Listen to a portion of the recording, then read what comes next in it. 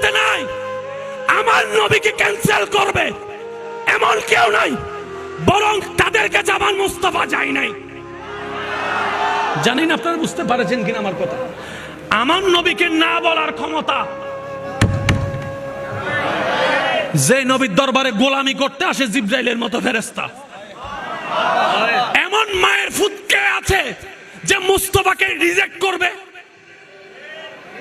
নাই। তারা নেয় নাই নয়, আমার নবী তাদের কাছে যায় নাই। আমার নবী তাদের কাছে যায় নাই। আমার নবীর নিয়ত, আমার নবীর চাওয়া, আল্লাহর মর্জি ছিল হালিমাকে সাদিয়া বানানো। আমি জানি না আপনাদেরকে আমি বুঝাতে পারছি কিনা। আসনেওয়ালা আসলো, শুননেওয়ালা শুনলো। বড় বংশ ঠিক আছে, কুরাইশ বংশ, কোনো সন্দেহ নাই।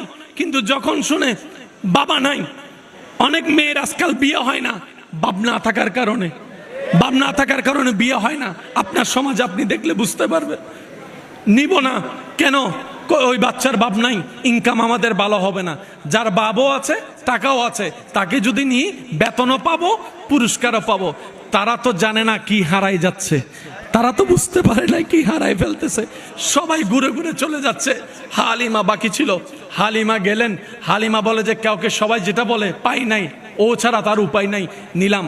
এবার হালিমা যখন সর্বপ্রথম কামলিওয়ালা মদিনাওয়ালা রহমতুল্লিল আলামিন নবীর চেহারা মোবারকের দিকে নজর পড়ে, হালিমার দিকে তাকায়া আপনার আমার নবী একটা মুস্কি হাসি দেয়, একটা মুস্কি হাসি দেয়, যে মুস্কি হাসি যেন প্রমাণ করে ও মা আমি তো তোমার অপেক্ষায় বসে আছি, আমি তো তোমার অপেক্ষায় বসে আছি। মা হালিমা হয়তো বলে ওরা নেয় নাই তাই আমি নিচ্ছি। নবী বলে যে না রে হালিমা না, আমি তাদের কাছে যাই নাই, আমি তাদের কাছে যাই নাই।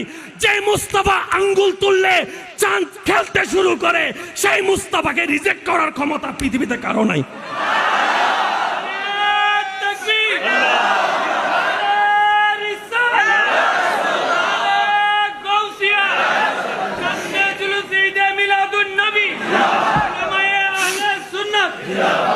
মা হালিমা নিলেন, একটু মনোযোগ, মা হালিমা নিলেন।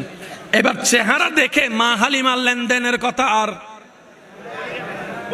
চেহারা যখন দেখছে, ওয়াদ্দুহাওয়ালা চেহারা, কোথায় আছে, কি বার, মাস কি, দিন না রাত, লেনদেনের কথা মনে। হালিমা বলে যে এটা নিব।